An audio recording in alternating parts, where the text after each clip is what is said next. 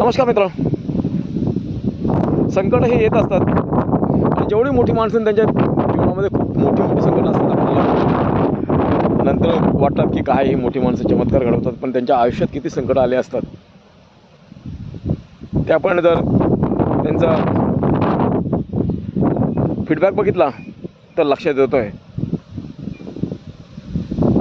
जन्म येण्याच्या पूर्वीच त्याला मारण्याचा कट केला जातो आणि कारागृहामध्ये जन्म झाल्याबरोबर त्याला मारण्याचा प्लॅन असतो. पण थोडी सावधगिरी, त्याला मध्यरात्रीच पृथ्वीमधून गोकुळाला नेला जातो. अगदी डोळे उघडून आईचं तोंडही त्याने बघितलं नाही.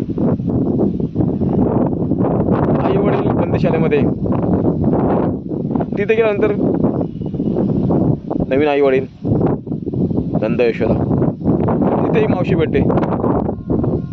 ती प्रेम करायला सोडून विष पाजायला येते पुतना मावशी. मग अग बग केसी, अनेक संकट, कालिया साप. हा तिथे गेल्यानंतर पण आपली मैत्री करण्याचा, मैत्रीचा स्वभाव सोडत नाही. तिथे मग अनेक मित्र जोडतात. ते दिव्यांग असू द्या, कसे असू द्या, त्याच्यावर खेळतो, मस्त मजा करतो, मजेत राहतो. राधिकेबरोबर रास बासरी वाजवतो, सुंदर असं बासरी वाजवत असतो. गुलाकेबरोबर फुलं राखत असतो, दही मस्त खात असतो. पुन्हा एकदा अचानक आक्रोश येतो, जातो आणि तिथे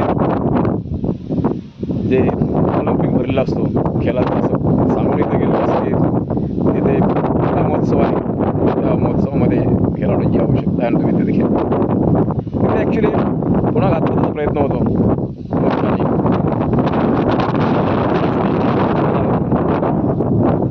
हत्ती यांना पाठवलं जातं आहे आणि हल्ला करण्याचा प्रयत्न केलाच जातो. हल्ला म्हणजे जीव घेऊन हल्ला होतोय, पण त्याच्यातून पण ते आपल्या शक्तीने, युक्तीने शत्रूंना पराभूत करतात आणि मग मात्र सटकते. सरळ जो सिंहासनावर बसलेला राजा असतो तो मामाच असतो सक्का, म्हणजे त्याच्या छाताळावर जाऊन बसतो आणि त्याला दान मारतो. आणि मग असं कसं शक्य होईल की कोणी येऊन, एखादा तरुण मुलगा मला येऊन इथे येऊन हे करू शकेल. या धक्क्यानेच तो कोलमडून पडतो कंस आणि मग कृष्णाने मारल्यानंतर त्याचा जीवच निघतो. तिथे जरा रामला चांगला राज्य स्थापन झालं, पण तिथनं पण दैवगती अशी होती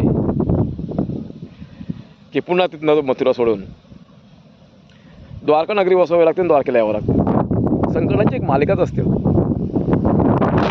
तिथनं पुन्हा एकदा धर्मरक्षणाचं कार्य येतोय आणि मग तिथे दिल्लीला, हस्तिनापूर, तिथे यावं लागतं आणि मग महाभारत घडतो. त्यावेळेला मग बासुरी सोडून सुदर्शन चक्र त्याने हातात घेतलं असतो. पण त्याचं कर्तृत्व बघून दुर्योधन त्याची मदत मागायला येतो. अर्जुनही त्याचा चुलत भाऊ, तोही मदत मागायला येतो. त्या महायुद्धामध्ये कोणतीतरी एक बाजू घ्यावी अशी त्यांचा हे असतो. पण भगवान श्रीकृष्ण नाकारलं की मी आता पण खूप युद्ध केलं, आता मला युद्ध करण्याची इच्छा नाही, त्याच्यामध्ये पडण्याची इच्छा नाही. पाहिजे तर तुम्ही माझं सैन्य घेऊन जा आणि हवं ते युद्ध करा. पण अर्जुनाने सांगितलं की तो युद्ध करू नकोस, नुसता बरोबर असलं तरी मला पुरेसा आहे. मग दुर्योधनाने सर्व सैन्य घेतलं, यादव सैन्य, आणि इकडे भगवान श्रीकृष्णाने घेतलं. श्रीकृष्ण म्हटलं की मी तसा बाप येणार नाही, फुकटचं काय करणार नाही, मला काहीतरी नोकरी दे. मग त्याला नोकरी काय मिळाली, ड्रायव्हरची, सारथी. आणि योग्य सारथी अर्जुनाला ज्या वेळेला गरज लागली त्यावेळेला संकटातून बाहेर गेला. तिथं तर गीता सांगितली ना, ज्यावेळेला त्यांनी बघितली आपले सर्व नातेवाईक आप्तस्वकीय ज्येष्ठ श्रेष्ठ यांच्याशी आपलं युद्ध करत आहे आणि त्याच्यानंतर मग जे घडणार आहे ते अतिभयंकर घडणार आहे. त्यावेळेला कर्माची जाणीव करून दिली तीच तर गीता. आणि अशा प्रकारे हे महायुद्ध झालं. पांडव जिंकले. अर्जुन भगवान श्रीकृष्णांचा मित्र आत्तेभाऊ तोही जिंकला. आणि मग महायुद्ध संपल्यानंतर पुन्हा गांधारने शाप दिला आणि तो शाप पामुले संपूर्ण यादव कुल म्हणजे काय आपली द्वारकाच बुडाली.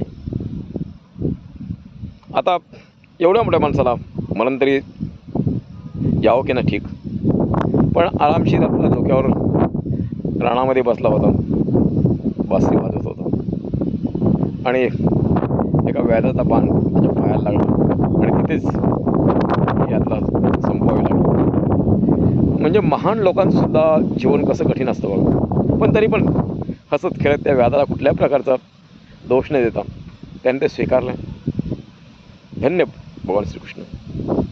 तुमची आयुष्याची प्रेरणा हजारो वर्ष देत आलात तुम्ही, पुढे हजारो वर्ष देत आहात.